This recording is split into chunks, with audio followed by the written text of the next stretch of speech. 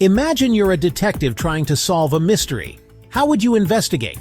Would you start with a theory and look for clues to prove or disprove it? Or would you examine all clues first, then build a theory? Maybe you'd consider fairness, who benefits from the outcome, or perhaps you'd use every tool available to solve it. These ways of thinking are like research paradigms, the big ideas that shape how researchers explore the world.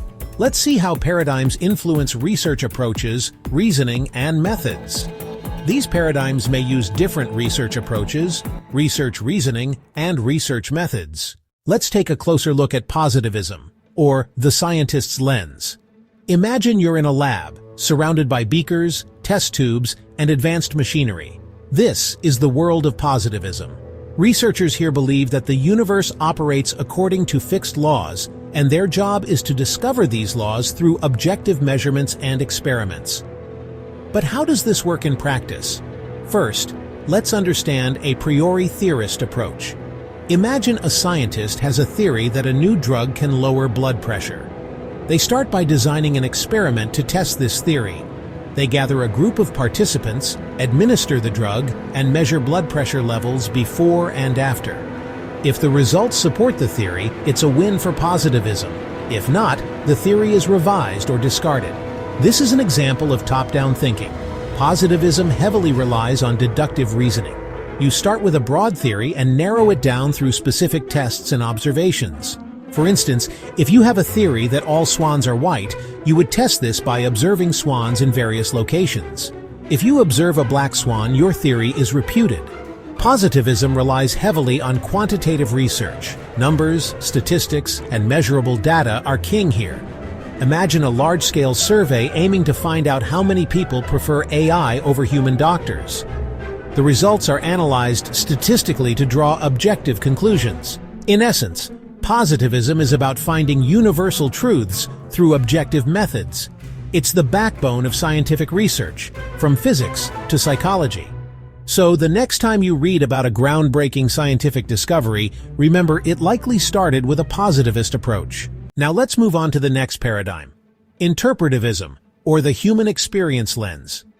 Picture yourself in a cozy cafe, engaged in deep conversation with a friend. This is the realm of interpretivism, where researchers aim to understand the world through the eyes of individuals. They believe that reality is subjective and constructed by human experiences and interactions. So how does interpretivism work in practice? First, this paradigm uses the grounded theory or bottom-up approach.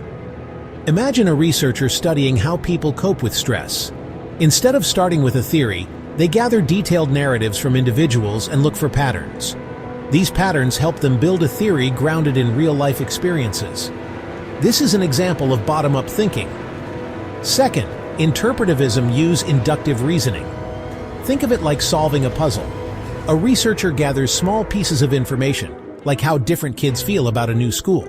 After listening to many stories, they find common patterns. Maybe most kids feel nervous at first but make friends over time. This helps them understand the bigger picture. Interpretivism relies heavily on qualitative research. Words, emotions, and personal narratives are the focus here. Imagine a series of in-depth interviews aimed at understanding how people feel about AI in healthcare. The insights are analyzed to draw subjective yet profound conclusions. In essence, interpretivism is about capturing the richness of human experience through subjective methods. It's the backbone of fields like sociology, anthropology, and psychology. So the next time you read a compelling personal story or case study, remember, it likely started with an interpretivist approach. Now let's delve into the third paradigm, critical theory or the justice lens. Imagine you're in a bustling city square, observing the interactions and power dynamics at play. This is the world of critical theory, where researchers aim to challenge and critique societal structures and power imbalances. They believe that knowledge is not neutral, but is influenced by power relations and social hierarchies. So, how does critical theory function in practice? Let's begin with the critical research approach. Picture a researcher investigating the impact of social media on public opinion. They don't just gather data, they scrutinize who controls the platforms and how algorithms might perpetuate biases.